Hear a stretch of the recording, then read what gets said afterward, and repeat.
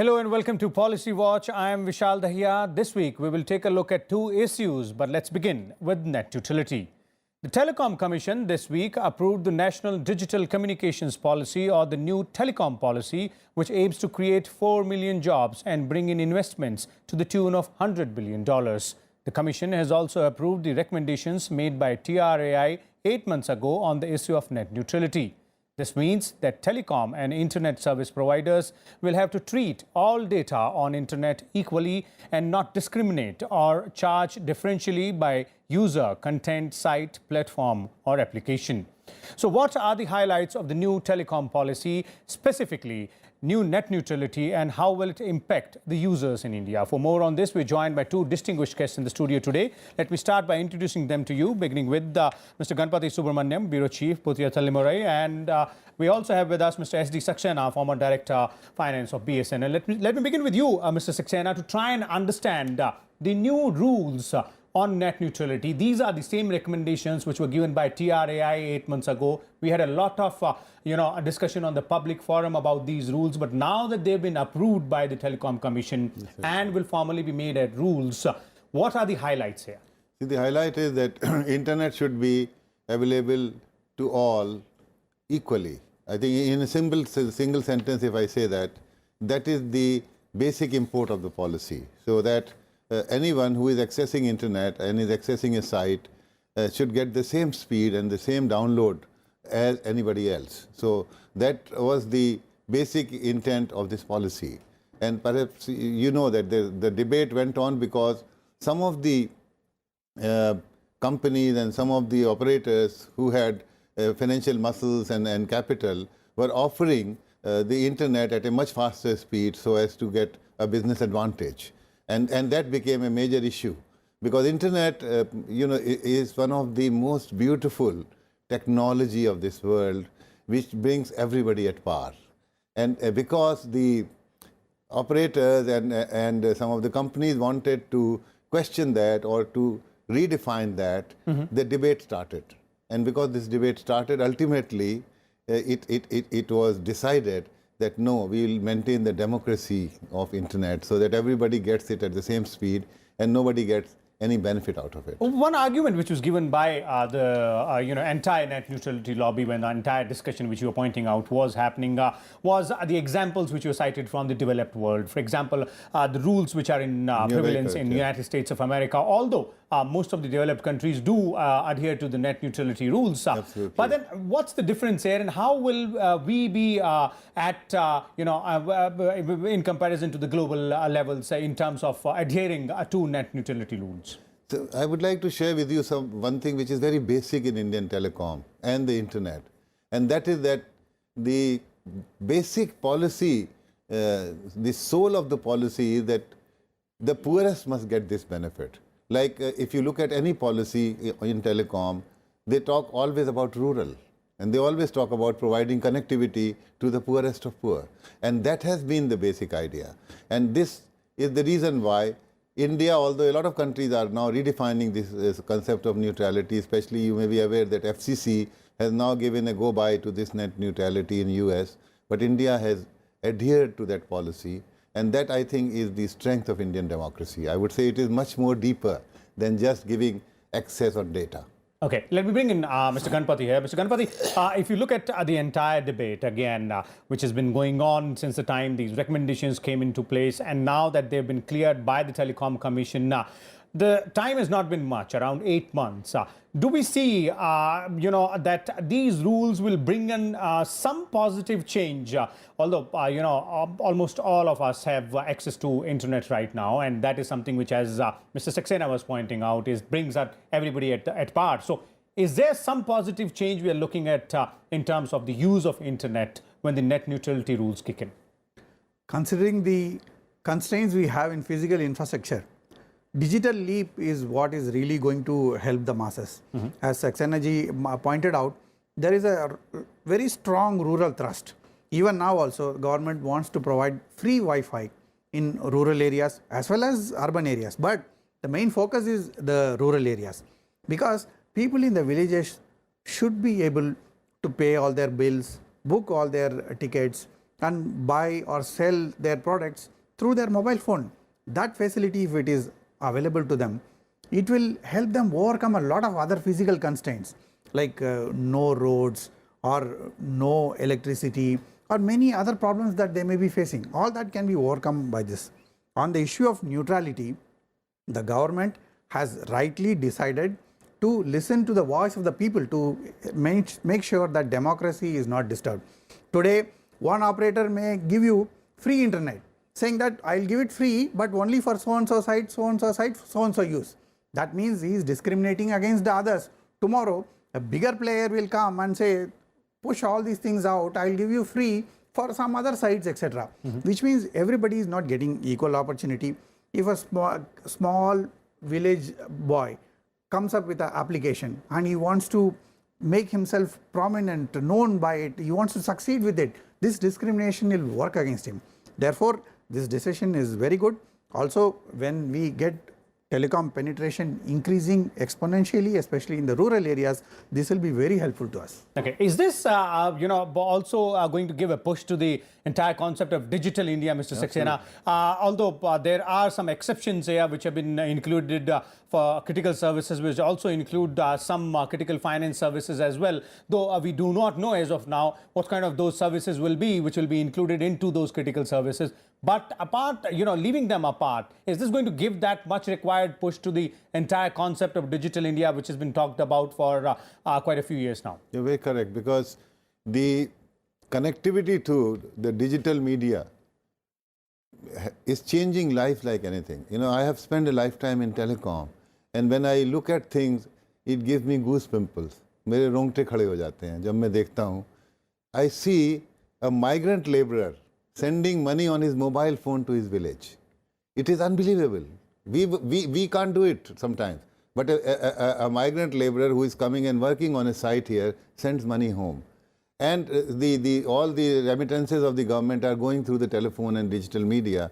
So those things are really changing lives in a much bigger way. I used to say that what telecom did. I still remember in my earlier days when we started changes in rural telecom, there was no road in that village. There was no electricity in that village, but we provided connectivity. And now that connectivity changed India. And I think we feel very proud of that. And this is being a further step. It is a qualitative improvement on that connectivity. So I believe that this is a very positive step, and net neutrality will take us pretty far. Okay, one more suggestion which has come in, and rather a recommendation which has been accepted, is to go ahead and put in place a not-for-profit body to oversee the entire implementation of all these net neutrality rules as well, because all of us know that internet is for everybody, and there are several stakeholders involved as well. How easy or difficult it might be to enforce these net neutrality rules in these competitive times where you have big corporate houses or big companies trying to pump in more money and acquire monopoly over certain sectors or certain specific set of businesses? While we talk about the benefits of digital revolution, there are also dangers and pitfalls. As you mentioned very rightly, Vishalji, we have to make sure that monopoly does not kill any business, because everybody should be free to grow their business and serve the people. It should not affect either the consumers nor the business. At the same time, today we may have 2-3 players. Tomorrow somebody bigger may come and try to edge them out. That is why independent supervision is necessary. At the same time, it will also help if we have a government player, that is the BSNL, MTNL combined, work very strongly. The government should make sure that they provide services which are as good as any private sector player. That means no private sector player will be able to fleece you or fleece me or any rural customer. So therefore, the opportunity that the digital revolution is providing us should be protected by ensuring this supervision. That is why this is also very, very important. Well, that's a question which let's put to the our other guest, Mr. Saxena here, who was with BSNL. Mr. Saxena, in the competitive world of telecom services, as Mr. Ganapati was pointing out as well, why is it that the public, service providers, for example, BSNL or MTNL, are they not able to keep pace with the competition, or is it that in the future we might see them coming up with some different sort of services which might take them a leap forward from the private players? Yeah, it's a very good question. And see, I've worked in both the companies at the director level for 7 years each, so 14 years. I may claim to know these sectors for a very long time. The only thing where we start lagging behind as public sector companies is a little freedom of implementation. Because when the mobile services were launched, BSNL was given the license after almost 7 years. But in a period of 6 to 8 months, BSNL became the #2 player in the mobile services also. The only problem was that when we had to expand, we have to go through a very long procedure, which the private operators were not going. So perhaps a little bit of tweaking the rules and giving freedom will make them do as well or as good as any other operator. The other thing which is very important is that the rural focus, and another which I built up specially in BSNL, was the disaster management. When there is a problem which happens in an area, the first company which goes is BSNL. We go there to rescue people, we go there to provide connectivity and so on. So very rightly pointed out that these companies will have to be strengthened. There is also one thing on net neutrality, that there is a proviso which we should not forget, that there is equal speed for everyone, but there will be exceptions. The exception will be, for example, for telemedicine. If there is a surgery taking place, we will have to provide a faster speed. Or if there is a disaster, for disaster management, somehow we will have to give a little go-by to the net neutrality. The operators are also questioning one more thing, which is the Internet of Things. They are saying that in the Internet of Things, perhaps, there may have to be a little reconsideration. So, barring these three things, the net neutrality is the democracy of data speed for everyone. Okay, so clearly, as our panelists have pointed out, that we moved one step ahead, and this is a win-win situation for the users specifically, wherein the net neutrality rules have finally been approved by the Telecom Commission and will be implemented shortly. We'll take a short break here, and when we come back, we will have a discussion on the institutions of excellence. Stay tuned.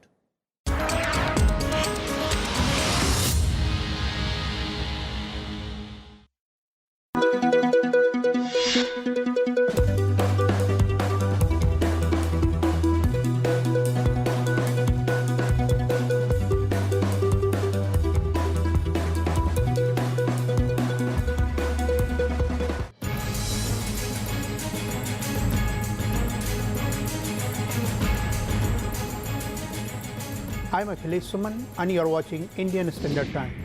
We have the honor of having the President of Senate of Republic of Rwanda. So Excellency, how easy it is to run the Senate in your country? All democracy has to accommodate realities, history, and the culture. Right. And what we want to achieve really. When 1 million people are killed, then it becomes a very difficult situation how to take all warring factions in mainstream. So how did your country manage this situation? Gacaca, in the past in Rwanda, people sit together and they can discuss about their differences and find a solution. Yeah. And with those traditional courts codified now, or then, since they have been reintroduced to deal with genocide cases. Watch Indian Standard Time with President of the Senate of Rwanda, Bernard Makuza, only on Rajya Sabha television.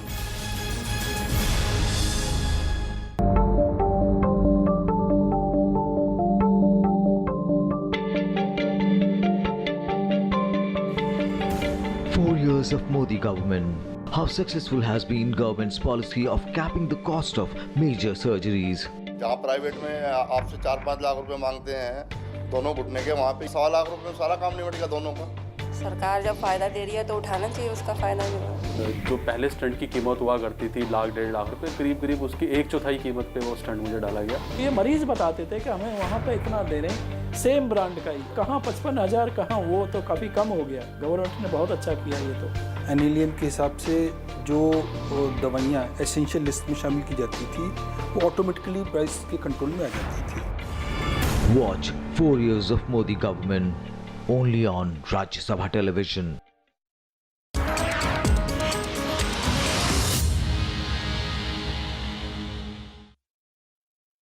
Welcome back. Let's now look at institutions of excellence. The central government has shortlisted 6 institutions of eminence, including 3 from public sector and 3 from private sector. These institutions will be provided with greater autonomy to admit foreign students, recruit foreign faculty, offer online courses and enter into academic collaborations without UGC's permission. Each of these institutes will also get financial assistance up to 1,000 crore rupees over the period of next 5 years. This move is part of the government scheme to select 20 institutions of eminence, each from public and private sector, that will enjoy complete academic and administrative autonomy. So what will be the benefit of this kind of scheme and how it will help the students and institutes as well? We have 2 distinguished guests with us in the studio. Apart from Mr. Ganpati Subramaniam, we also have with us Ms. Nupur Tiwary, Associate Professor and Head of Center for Public Policy and Planning at IIPA. Welcome again, both of you. Let me begin with you, Ms. Tiwary, to try and understand this scheme of the institutions of excellence. What is this scheme about and how have been these institutes selected? Okay, it started with Shri Arun Jaitley ji giving his union budget speech when he mentioned that we should have some institute of excellence, basically to get as a world-class institutes. We have almost 800 universities which are there, but not at that level where we can talk about world-class institutes. So it started with that, and there's also some regulations which are made, like the one regulation in 2017 which came for private as well as public universities or institutes, whatever you call that. And there are certain regulations, as you said, which are given. They will be having administrative and academic autonomy, and 1,000 crore will be given to them. So, this empowered committee was set up, and then 6 institutes have got this center or Institute of Eminence, which is 2 IITs, Bombay and Delhi, and you also have this Manipal, and you have this Geo, and then you have this IISC, Bangalore. So this is the basic background to give them a world-class institutes with financial assistance to the public institutes and no financial assistance to the private institutes, except that they have complete autonomy. Okay, let me bring in Mr. Ganpati here. Mr. Ganpati, what are the fundamentals involved here? All of us know that there's been a lot of thirst as far as higher education is concerned in this particular government. When we come to different schemes, what is different here when we talk about schemes for other schemes for the higher education institutes as well? What is it different here that the government is trying to do? We are trying to take a big leap forward. That's what the government said when they brought this scheme, that we need institutions which are at par with the international institutions of eminence. So therefore, they set up a committee of experts, and the committee went through a lot of deliberations. I know personally, Mr. Gopal Swami was a former union secretary and also election commissioner. He was asked to chair the committee, and they had a lot of discussions with various stakeholders. And finally, it was their recommendation which was given to the government, and the government has accepted those recommendations. Therefore, I know it is not some arbitrary decision, as you know, some people are creating a lot of controversies on that. However, it has been done with a proper format. Guidelines were framed first, and those guidelines were discussed by this committee. And Mr. Gopal Swami, everybody knows, is a person of eminence. He was an excellent officer and had a very good track record. So he personally went through all these discussions and finally came up with this list. That is why, therefore, the government has accepted it. Whatever may be the opinion of people, all that we will come to know later.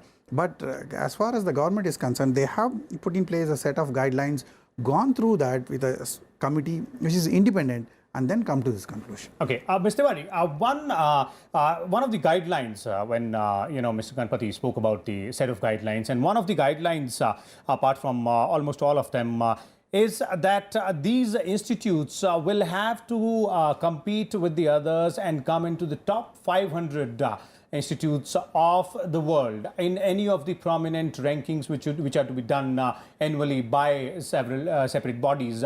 So it looks like that the special status comes with a lot of high expectations. Yeah, you're absolutely right. They have to pass the muster. I mean, as of now, it's just a tag which is given, and of course, some autonomy and financial assistance which is given. But there's much to go about that. Even those greenfield institutes which are mentioned, it's not that easy. In 5 years, they have to prove themselves. So there's much work attached with that.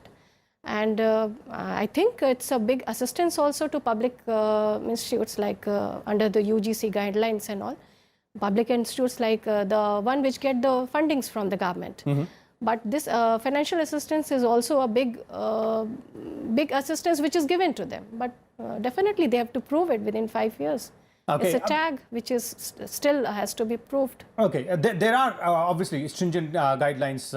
They were before they were given the tag, and very tough targets have also been set. But if you look at the kind of facilities which are being provided to them, for example, they will be allowed to have around 20% of foreign students, then foreign faculty, collaborations with other universities as well, without UGC's permission. What is the rationale behind all this? Because UGC has been the body which has been looking after all these aspects of the higher education institutes.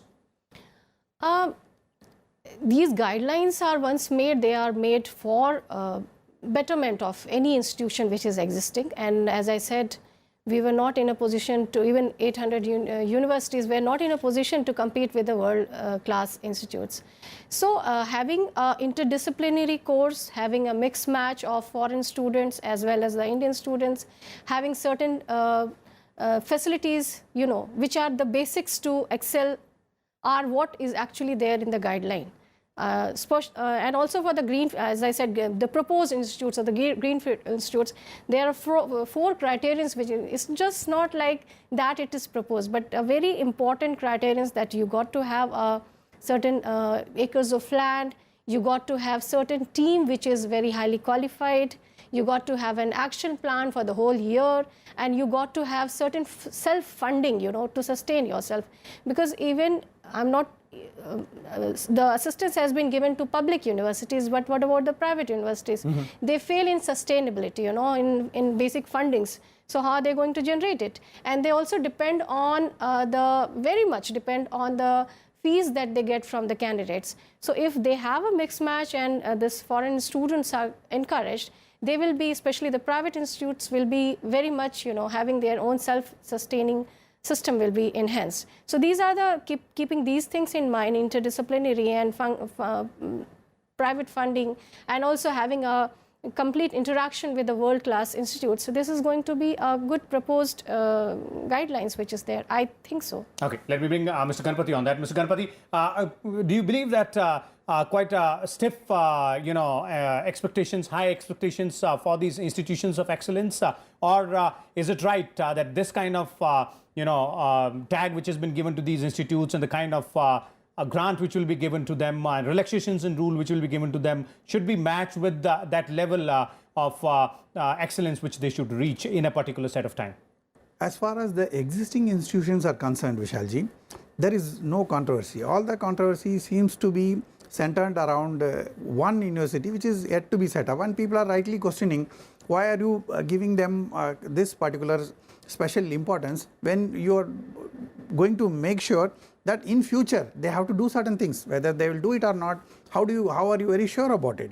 But today, if you see institutes of eminence from India, the IITs, the IMMs, the Indian Institute of Science, and some institutes run by non-government organizations. Apart from that, where do we have top world-class institutions? That is why this is a new attempt.